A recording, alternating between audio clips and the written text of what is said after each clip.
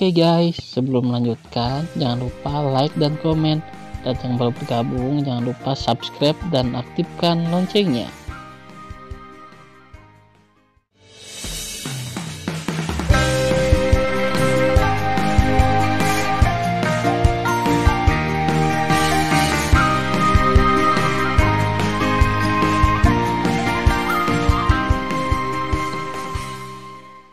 Episode 2. Melanjutkan cerita sebelumnya. Ketika dua saudara dan saudari berkomunikasi secara diam-diam, mata si Yuan Supreme, Sueying Tianzun, Dewa Yunhe, dan Raja para Dewa dan pemilik keluarga bangsawan juga tertuju pada Tan Yun. Tan Yun, yang hanya dewa kelas 3, menghadapi Gongsunya, dewa kelas 8, menutup matanya, menutup pikirannya, dan membawa tangannya di punggungnya, yang menarik perhatian semua orang. Saat ini, Gongsunyan tidak mengendurkan kewaspadaannya karena langkah Tan Yun di sentai nomor 3. Dia tampak membunuh dan membuka mulutnya. Pedang ajaib dengan atribut angin terbang keluar. Anginnya kencang, formula pedang langit. Gongsunyan tiba-tiba menggenggam gagang pedang dengan tangan kanannya, dan kekuatan dewa angin meledak di tubuhnya. Tiba-tiba, angin kencang menghancurkan seluruh platform. Dan Tan Yun masih memejamkan matanya, berdiri dengan tangan ke bawah, tidak bergerak. Wah, wah, wah. Formula pedang surga yang ganas adalah keterampilan keluarga Gongsun.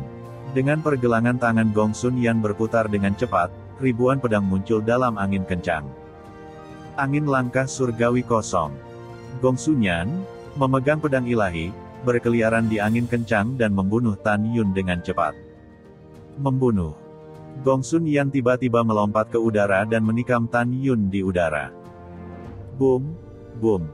Dengan pedang Gongsunyan yang menusuk, tiba-tiba, ribuan angin di angin kencang, kekuatan dewa angin, dan kecepatan dipanggil. Dengan potongan-potongan kekosongan yang runtuh, membunuh ke arah Tan Yun. Ribuan sinar pedang meruntuhkan kekosongan gelap dan menelan Tan Yun dalam sekejap. Hanya ribuan sinar pedang yang sangat menyilaukan. Langkah Dewa Hongmeng. Tan Yun, yang awalnya tidak bergerak dan mengenakan baju besi perak, bergerak saat ini. Karena dia terlalu cepat, dia seperti busur perak, berkelebat dari langit yang gelap. Kemudian, Tan Yun melintas melalui celah pedang dan muncul di depan Gongsunyan dan berkata dengan lemah, "Mati." Tan Yun, berdiri di udara dengan tangan negatifnya, meledakkan kekosongan dengan kaki kanannya seperti cambuk dan menariknya ke dada Gongsunya. "Kenapa kamu begitu cepat?" Gongsunyan berteriak ngeri. Dia mengambil langkah surgawi kosong angin dan melayang satu kaki melintasi kaki Tan Yun.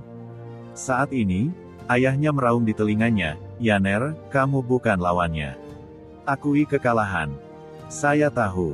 Gongsunyan buru-buru berkata, "Saya mengaku."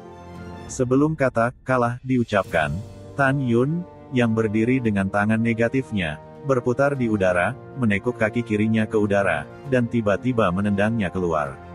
Dada Gongsunyan di kehampaan. "Tidak!" Gongsun Zhuangli berteriak histeris dari kursi baris keempat. Pada saat yang sama, Gongsun Sanshan di belakangnya sangat cemas sehingga air mata jatuh. "Jing Yun, selamatkan nyawa saudaraku, dan rasa terima kasih dan kebencian kami akan dihapuskan." Retakan. Suara retakan tulang yang jernih dan keras menginterupsi diskusi Gongsun Sanshan tentang perdamaian. Di depan mata semua orang, Gongsunyan berubah menjadi kabut darah di bawah kaki Tan Yun. Ketika kepalanya jatuh ke dalam kehampaan, Tan Yun menyapu kaki kanannya ke udara, dan bayangan kaki yang diciptakan oleh sihir menelan kepalanya. Kepala berubah menjadi bunga darah, mati dengan cepat dalam kehampaan. Saudara laki-laki. Putra. Gongsun Sanshan dan Gongsun Zhuangli menangis.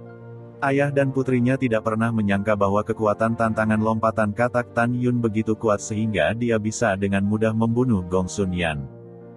Pada saat ini, di kursi, Bai Cheng dan Mu Feng juga terpana. Tanpa diduga, Tan Yun masih begitu kuat ketika dia kehilangan tangannya dan menutup matanya. Raja dewa lainnya, Lingxia Tianzun dan yang lainnya, melihat pemandangan menakjubkan Tan Yun, mulai meragukan bahwa Tan Yun adalah kuda hitam kali ini.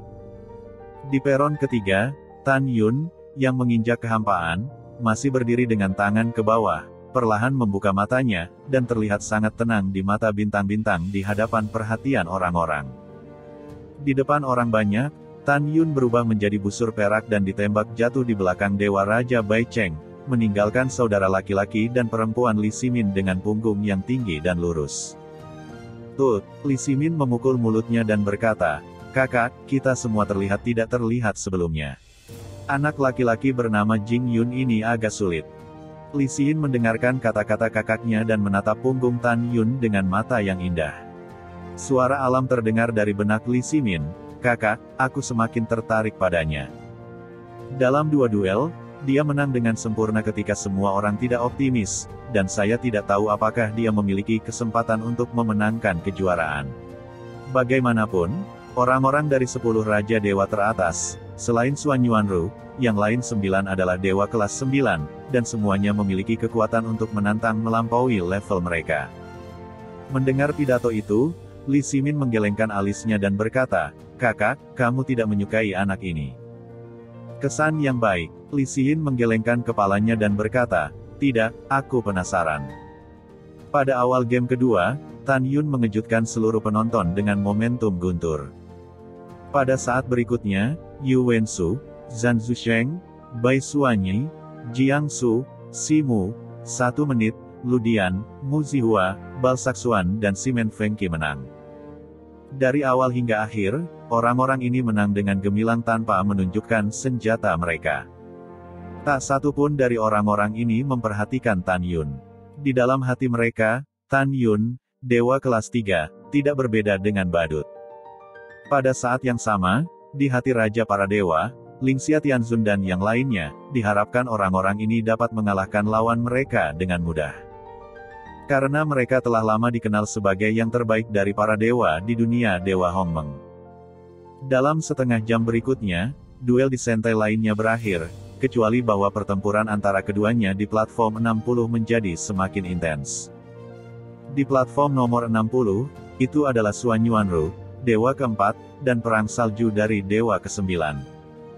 Pada saat ini, ada bisikan dari kursi para bangsawan, tuan dan raja para dewa. "Tutut, aku benar-benar tidak melihat bahwa Xuan Yuanru begitu kuat." "Ya, sejauh yang saya tahu, meskipun Suezan adalah binatang dewa kelas 9, ia memiliki kekuatan untuk membunuh dewa semi-suci kelas 4. Tanpa diduga, dia belum mengalahkan Xuan Yuanru selama lebih dari setengah jam." "Itu benar, Xuan Yuanru ini benar-benar jenius. Menurutmu siapa yang akan menang pada akhirnya? Jika kamu ingin aku mengatakannya, itu tentu saja Suezan. Bagaimanapun, dia adalah binatang surgawi kelas 9 dengan kekuatan besar. Hanya masalah waktu sebelum bisa mengalahkan Xuan Yuanru." Dengan suara diskusi semua orang yang melekat di telinganya, Dewa Mu Feng tersenyum, wajahnya diluruskan, dan dia memandang Xuan Yuanru di atas panggung, dan berkata dengan keras, "Rower, pemanasan hampir cukup, jangan biarkan Tuan Tianzun menunggumu. Ayo bertarung dengan cepat." Begitu kata-kata ini keluar, Lingxia Tianzun, Sueying Tianzun dan yang lainnya sedikit terkejut, mungkinkah Xuan Yuanru belum menunjukkan kekuatannya yang sebenarnya. Ketika bayangan Sueying berpikir-berpikir, suara si Yuan Supreme terdengar di benaknya, "Sueying, apakah kamu menemukannya?" Gadis ini bernama Xuan Yuanru, mata dan hidungnya sangat mirip denganmu, seperti diukir dari cetakan. Sueying sedikit mengangguk, "Ya Tuan." Maha Guru Si Yuan berkata sambil tersenyum, "Jika saya tidak tahu bahwa Anda adalah seorang yatim piatu, jika tidak, saya pikir gadis itu adalah saudara perempuan Anda yang tercerai-berai." Mendengar pidato itu, Sueying Tianzun berkata dengan senyum manis, "Tuan, Anda benar-benar bercanda." Ketika semua orang berpikir, Mu Feng yakin bahwa Xuan Yuanru bisa mengalahkan Suezan. Karena Xuan Yuanru mendapatkan teknik dan mempraktikkan formula pedang ajaib Zentian yang terkenal. Di platform No. 60, Xuan Yuanru, mengenakan baju besi, bangkit dari langit setelah lolos dari pedang sengit pertempuran salju. Sementara Sutra Hijau menari, tangan giok memegang pedang dan melambaikan gaya pedang misterius dari udara kosong. Bibir terangkat dengan lembut, dan suara surga bergema di langit. Kota pedang surga dan bumi. Pedang menghancurkan langit dan bumi. Ketika suara yang indah dimulai, Xuan Yuanru berhenti menari. Segera, tangan Giok memegang pedang dan pedang menunjuk ke langit. Adegan yang mengejutkan semua dewa di tempat kejadian terjadi. Merengek.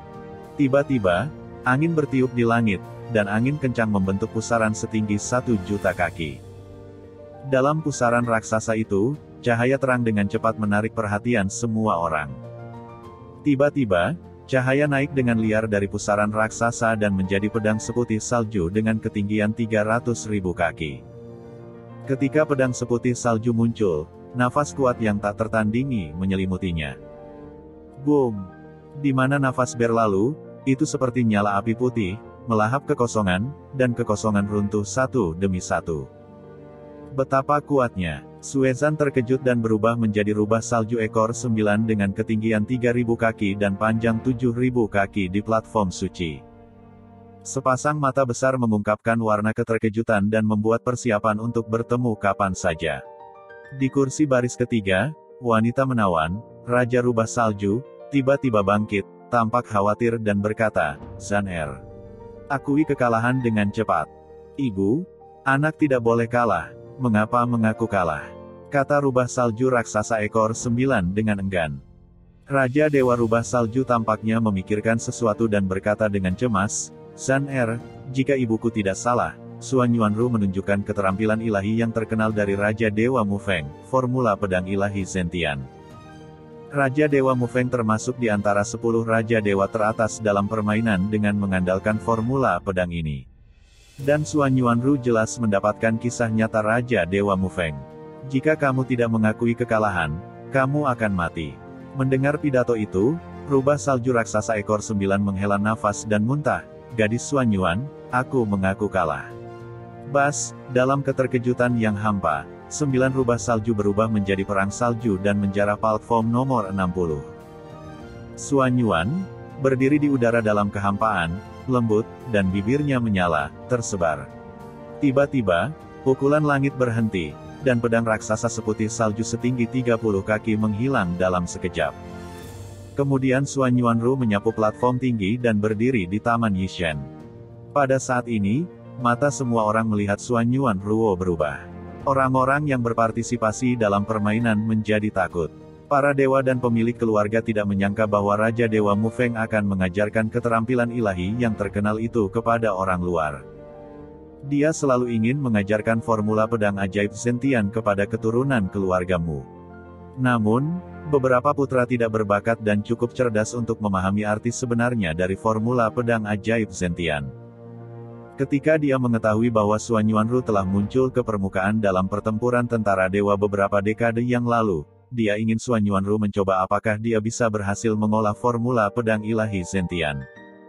Namun, untuk kejutan dan kegembiraan Raja Dewa Mufeng, Xuan Yuanru menyadari arti sebenarnya dari formula pedang hanya dalam 3 hari. Oleh karena itu, Raja Dewa Mufeng sangat baik untuk Xuan Yuanru, dan tingkat kebaikannya tidak berbeda dengan Muanxing. Saat ini, Raja Dewa Mufeng memandang Xuan Yuanru dengan lembut. Matanya yang berlumpur penuh dengan warna yang menggemaskan. "Haha, haha, sangat bagus, layak menjadi orang yang paling berharga dari Raja Dewa Mufeng. Terima kasih atas pujianmu." Xuan Yuan tersenyum lembut. Pada saat ini, Raja Dewa tertinggi bangkit dan berkata, "Selanjutnya, masuki 60 teratas dan mulailah mempersiapkan game ketiga dari 60 teratas dan 30 teratas." Wosh, wosh. Ketika sosok itu berkedip, Tan Yun dan Xuan Yuanru berdiri berjajar. Berdengung. Dengan sapuan tangan kanan Raja Dewa tertinggi, 60 tirai cahaya muncul di lebih dari 60 orang. 60 orang mencapai cahaya di belakang layar dengan kekuatan ilahi sesuka hati. Tirai cahaya menghilang dan sosok muncul. Xuan Yuanru menggambar 1, dan Tan Yun menggambar 2. Lawan Xuan Yuanru adalah anak bangsawan, hanya dewa kelas 8. Ketika bocah itu menemukan bahwa lawannya adalah Xuan Yuanru, dia menghela nafas dan terlihat pahit. Suezan, putra Raja Dewa Rubah Salju, salah satu dari 10 Raja Dewa teratas, bukanlah lawannya, dan dia bahkan lebih buruk. Tanpa menunggu Xuan Yuan menyapu platform No. 1, putranya memeluk tinjunya dan berkata, Nona Xuanyuan, saya akan mengaku kalah. Xuanyuanru sedikit mengangguk, terima. Tan Yun mengangkat alisnya dan merasakan perasaan membunuh menyelimuti dirinya. Perlahan, dia menoleh dan menemukan bahwa Jiang Su, putra angkat Raja Jiang, sedang melihat dirinya sendiri. Dan lawannya adalah orang ini. Suara mendesing. Sosok Jiang Su melintas, menyapu Sentaino. 2. Menatap Tan Yun dan berkata dengan suara yang dalam, Jing Yun, hari ini saya ingin membalaskan dendam saudara saya yang meninggal Jiang Feixu. Aku ingin memulai pertempuran hidup dan mati melawanmu. Tanpa henti, kamu berani bertarung. Begitu dia mengatakan ini, tanpa menunggu Tan Yun berbicara, Raha Dewa Bai Cheng bangkit, Yuner, jangan berjanji padanya. Dia adalah yang terkuat dari tentara sihir keluarga Jiang. Raja Mufeng dengan cepat bangkit dan menggema, Yuner, tidak setuju. Xuanyuan Rou mengepalkan tinjunya, dan suara kekhawatiran terdengar di benak Tan Yun, jika kamu tidak dapat menggunakan formasi pedang ilahi, seni pedang pembunuh Hingmeng, api Hongmeng, dan api SB, kekuatanmu akan sangat berkurang. Ketika saya datang ke Hongmeng Senfu, saya menyelidiki Jiang Su. Dia benar-benar kuat, tidak lebih buruk dari siapapun yang dibawa oleh 10 dewa teratas. Tan Yun mengirim ke Xuanyuanru, Rower, terima kasih atas perhatian Anda, jangan khawatir, saya tahu bagaimana melakukannya. Aku tidak peduli padamu, aku hanya tidak mau, kamu akan mati sebelum aku menemukan ayahku. Xuanyuan Rou berkata dengan suara yang meragukan. Pada saat ini, Lingxia Tianzun memandang ke samping ke arah Chaos Tianzun, suami, apakah menurutmu Jing Yun akan bertarung? Chaos Tianzun berkata dengan jujur, sulit untuk mengatakannya. Masuk akal untuk mengatakan bahwa dia tidak boleh bertarung. Bagaimanapun, dia hanya dewa kelas 3. Lingxia, apakah kamu mengetahuinya? Bayi perempuan kami memberikan perhatian khusus pada Jing Yun. Mendengar pidato itu, Lingxia Tianzun berkata, Xin, apakah menurutmu Jing Yun akan bertarung? Li Xin menatap Tan Yun dengan mata yang indah dan berkata sambil berpikir, Bu, masuk akal untuk mengatakan bahwa dia tidak akan setuju kecuali dia bodoh. Tapi putriku punya firasat bahwa Jing Yun akan bertarung.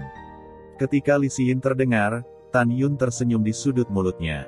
Alih-alih melihat Jiang Su di peron nomor 2, dia melihat Raja Jiang Long kursi. Kata-kata berikutnya membuat Raja Jiang lama marah.